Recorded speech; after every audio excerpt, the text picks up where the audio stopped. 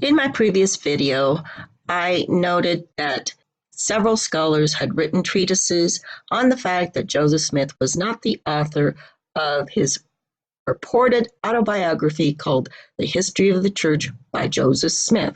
This has been known since 1971, when Dean Jessee first wrote an expose on the fact that this history of the church was written 12 years after the death of Joseph Smith and were taken from extracts of journals, letters, and other memories, and then patched together in an autobiographical sketch, which they called Joseph Smith's History.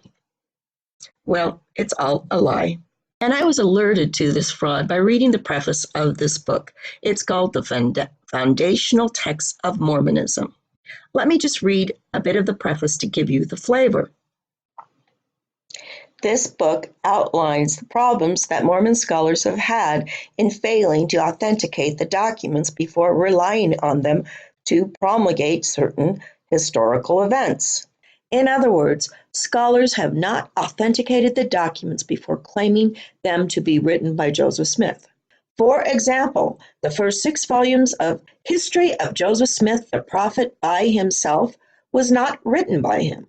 For decades, historians use this source as if Smith had personally written it, the entire multi-volume work, quoting passages from the history as if the prophet had penned them. In 1971, after years of careful research, Jessee published his article, The Writing of Joseph Smith's History, showing that none of the extant manuscripts behind the printed history were in Smith's handwriting. Instead, the history was written by more than a dozen different scribes and clerks, combining their efforts to review the journals, letters, and other extant documents left behind by Smith and his close associates, and to copy, revise, or otherwise utilize those documents to create a seamless narrative written in an autobiographical voice. In other words, they phonied Joseph Smith's autobiography. It wasn't written by him. It was written a dozen years after he died, and it was written by several scribes, or shall we call them fiction writers? When Smith died, the scribes, or what I call fiction writers, had finished little more than half of his years as a church president. The historians and clerks continued on after his death, completing the last several years of his life, a dozen years after his death. Well, why haven't you known this before now?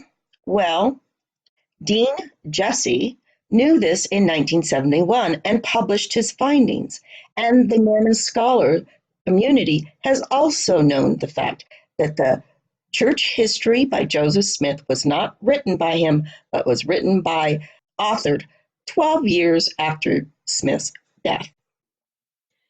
While the complex production of Joseph Smith's history may make it an archetypal example of the need to understand how and when and by whom a document was created, there are several other foundational sources used frequently by those researching and writing in early Mormon history that are not what they appear to be on their face. I wonder what those other foundational documents are that are not what they appear on their face.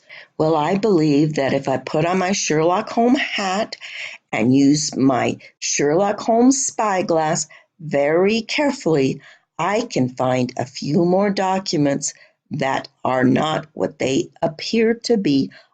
The Nauvoo Temple is an important theme in Journals Volume 3 of the Joseph Smith Papers. The saints are driven from Missouri, and they begin to wonder how they're going to accomplish the commandment to build up the city of Zion that Joseph Smith's revelations had designated was to be in Missouri. And Joseph Smith is evidently giving this some thought as well. And on April 8, 1844, he preaches a sermon. And so, as Willard Richards recorded in Joseph Smith's journal, Joseph Smith said, "Where we can get a house built first, there is the place."